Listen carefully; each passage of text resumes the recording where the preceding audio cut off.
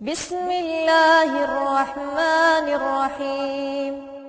Kepada guru kita Sayyidina Al-Habib Muhammad Rizik bin Husain bin Syihab, semoga Allah panjangkan umur beliau. Allah sehatkan jasmani dan ruhani beliau. Allah berikan kepada kita manfaat daripada ilmu-ilmu beliau. Amin ya rabbal alamin. Saya lanjutkan sedikit saudara-saudara. Qala Rasul, berkata Nabi Muhammad tadi, kun aliman, jadilah kalian orang-orang alim, jadilah kalian orang-orang yang berilmu. Beb, saya nggak bisa jadi orang alim, saya nggak bisa jadi orang yang berilmu. Kun muta'alliman, jadilah kalian para pelajar, jadilah kalian para santri. Beb, saya udah tua, nggak bisa jadi santri. Kun mustami'an, jadilah kalian para pendengar, pendengar nasihat ulama, pendengar ilmu ulama, pendengar hikmah-hikmah mutiara yang keluar dari mulut-mulut ulama. Beb, saya nggak bisa jadi pendengar, nggak punya waktu. Kun muhibban, jadilah kalian pecinta ulama, pecinta para ustadz, pecinta para kiai, pecinta para habaib. Ini pilihan terakhir bagi engkau. Engkau tidak bisa lagi, itu pilihan terakhir bagimu. Kalau kamu nggak bisa jadi pecinta, jangan kamu jadi golongan yang terakhir. Siapa golongan terakhir?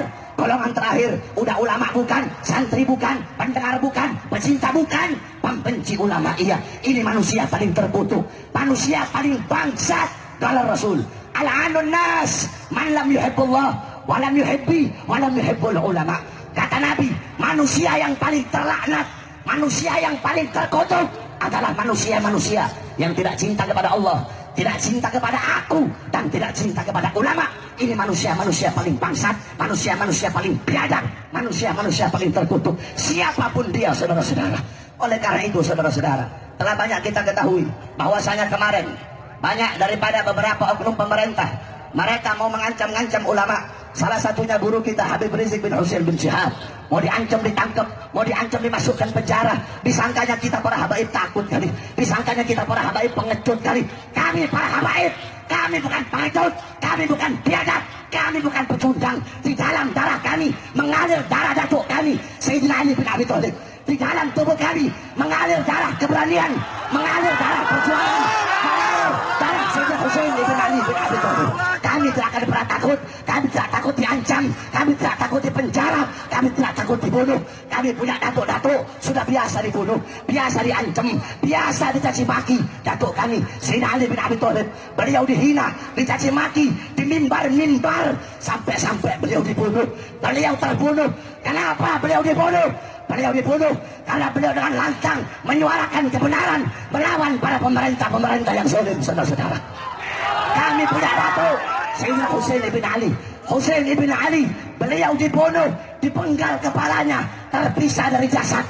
Kenapa beliau dibunuh? Karena beliau dengan lantang menyuarakan kebenaran, melawan para pemerintah-pemerintah yang zalim. Kami punya datuk Sayyidina Hasan bin Ali.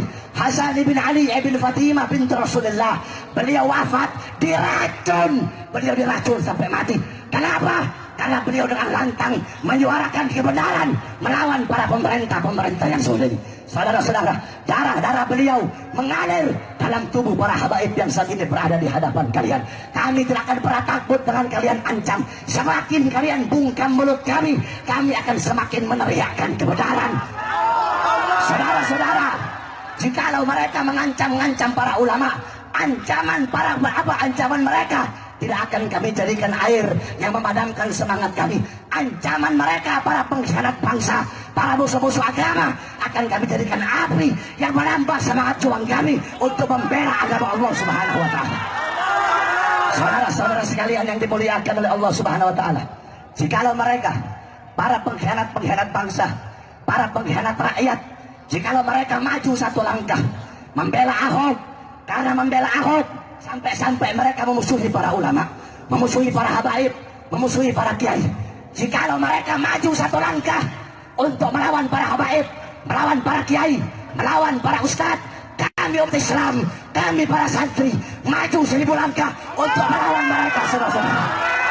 Sekalipun kami harus mati, sekalipun kami harus bermandikan darah, sekalipun kami harus mengambil bagian tubuh kami yang telah terpecah belah. Oleh karena itu, saudara-saudara, jangan engkau jauh dari ulama, ikuti mereka, jadikan mereka sebagai teladanmu. Man tasyabbaha biqaumin fahuwa minhum. Barang siapa yang mengikuti suatu kaum, maka dia sama dengan kaum tersebut.